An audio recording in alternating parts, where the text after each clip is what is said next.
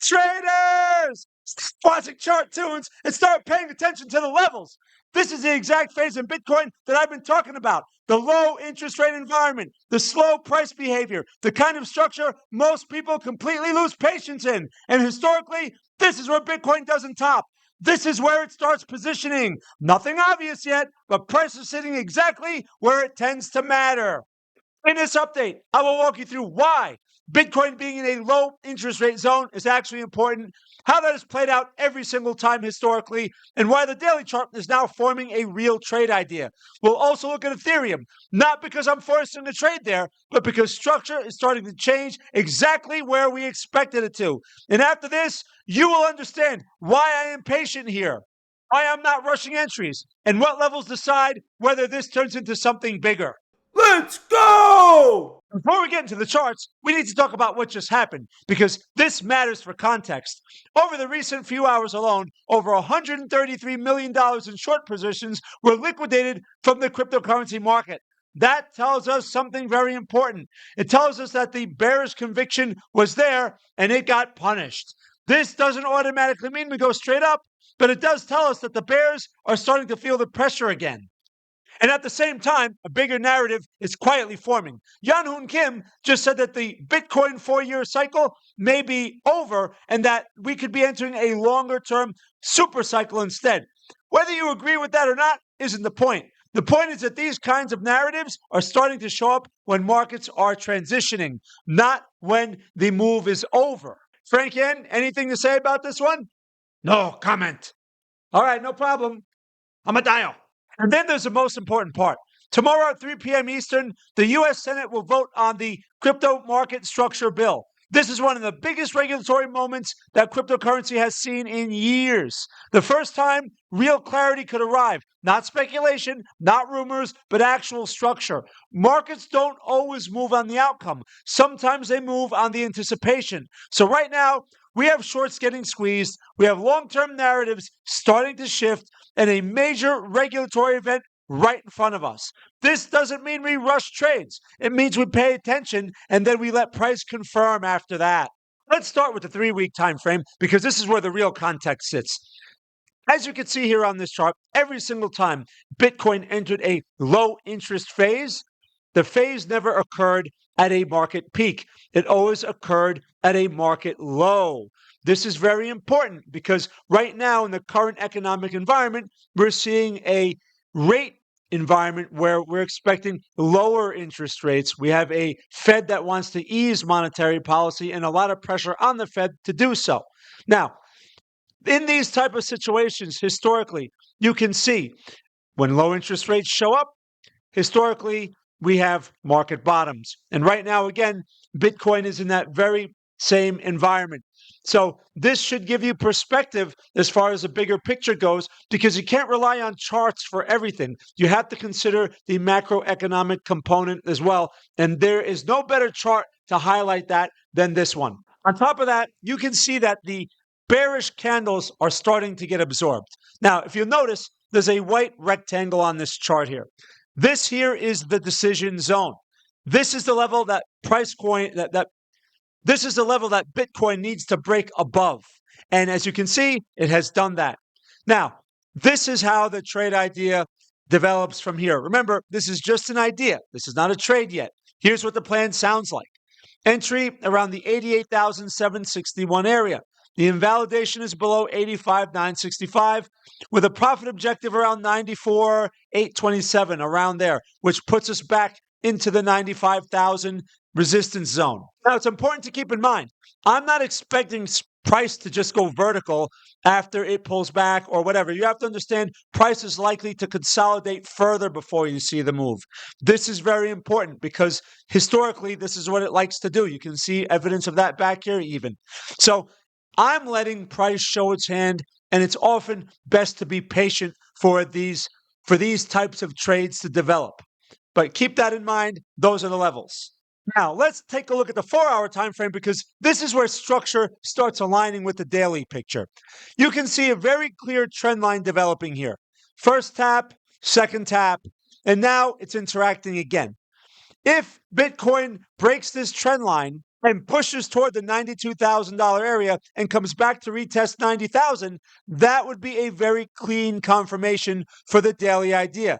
The 4-hour is not the trade. It's just the filter. This is where I want to see strength hold, not just appear for one candle.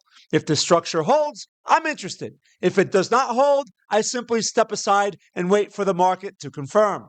Now, let me pause here for a moment and give you a quick update on the trade challenge because this part is very important. We started this challenge with $10,000, and as of today, the account is sitting at $10,446. That puts us up about 4.46% overall.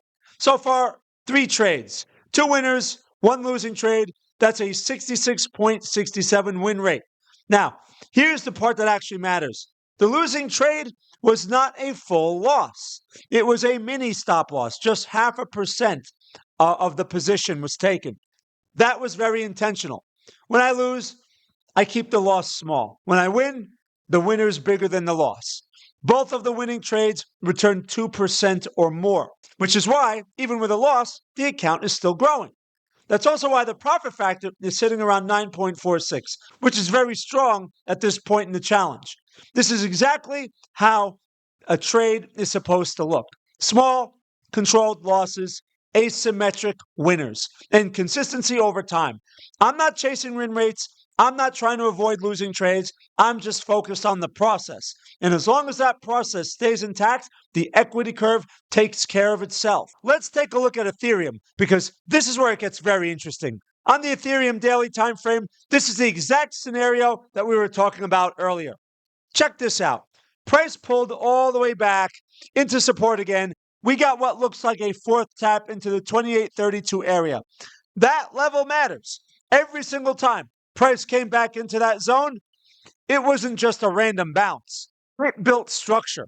Liquidity was consumed, and indecision showed up. That is important. And right now, price is starting to push higher with stronger candles. Once again, this doesn't automatically mean bullish continuation, but it tells us that the bears are no longer in full control. For me, the level that decides everything on the daily time frame is very clear, 3,100. That's this decision zone up here. As long as Ethereum is below that level, it's still a recovery attempt, and it's not a full trade idea just yet. If price can close above 3,100, that's when the bias begins to shift. Not instantly bullish, but bullish structure-wise. From there, I'm not chasing strength. What I want to see is price come back, retest 3,000 again because of the whole number support, and then show that the buyers actually defend the higher ground. Until that happens, this is just a setup that's in development. It is not a confirmation. Now let's zoom into the Ethereum 4-hour because this is where behavior becomes very clear. Price pulled back into the $2,800 support zone, which is very clear on this chart. And instead of slicing right through it, it became slow.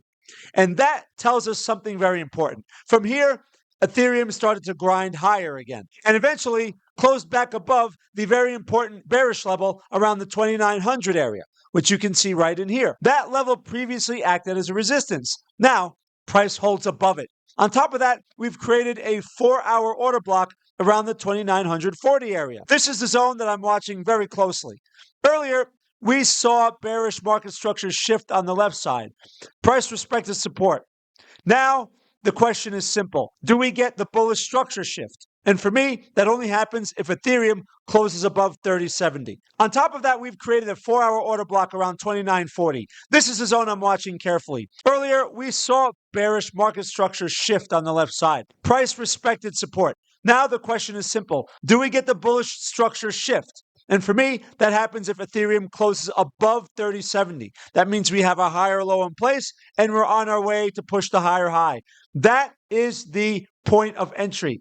If I see that, then a pullback either into the $3,000 level or the 2940 order block would make sense structurally. So here's where we actually stand. Bitcoin is sitting in a low interest rate environment that historically precedes expansion, not tops. The daily chart is forming a real trade idea, but still needs confirmation. Ethereum has consumed liquidity, held support, and is now starting to change structure. Nothing is confirmed yet, and that's important. This is the phase where patience matters more than forecasts. Most people are reacting to noise. I'm focused on levels, structure, and price behavior. I'll let the market tell me what it wants to do next. So let's wrap this up. If this evaluation helped you out in any way, make sure you like the video. It genuinely helps the channel more than you think. And if you trade or you're learning to trade, share this with one trader friend, someone who actually watches charts, someone who understands patience. And of course, make sure you're subscribed and leave a comment below. Let me know what you think, what happens next from here. I read those, and I'm always open to unique perspectives. And if you want to see how I'm actually navigating this market in real time, join my free Telegram channel. That's where I share the live updates, the trade ideas, and all the other things that go into actually what happens. All trades in this challenge are done on WeX. Everything is tracked transparently using Profits Precision, and all the links you need are in the description. I really appreciate you being here. Stay patient, and I will see you in the next one.